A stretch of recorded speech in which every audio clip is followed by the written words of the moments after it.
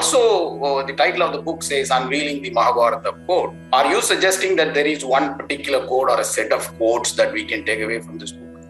Well, let me just give you a background of what we did. This book adopts a storytelling approach.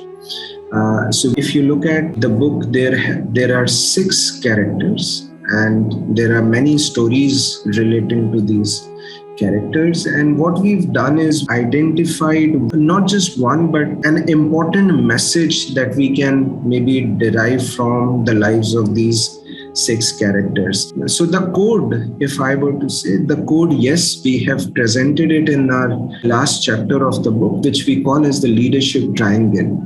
And we've talked about 6 important qualities or 6 important skills that leaders have to think about, which is starting from being mindful and managing your emotions, being not in the control of your emotions, but being able to control your emotions and being able to take the right action. So that's the first important skill. The second is being able to navigate your identity and how do you live in the world when you have your own personal values and identity and there are social groups of which you are a part.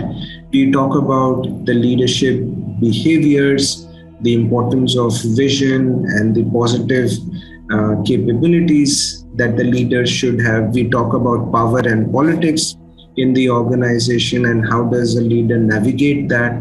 We talk about the paradoxes that occur when you are trying to work as a leader. Should you micromanage? Should you empower? How much should you empower? How much should you micromanage? That's a paradox.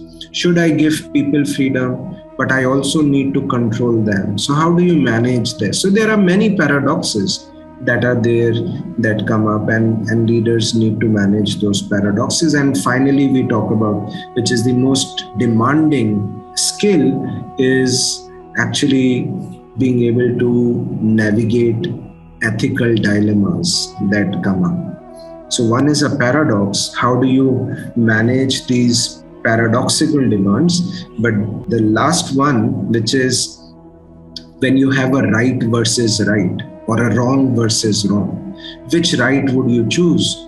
Which wrong would you choose when you have 2 rights or 2 wrongs pitted against each other? And that is again a beautiful thing that this book talks about. So we have these 6 lessons and so we have presented it in a framework in the book, and that is what we call as the Mahabharata Code, that all leaders should actually be cognizant about and keep in mind, because these are important issues that a leader has to grapple with.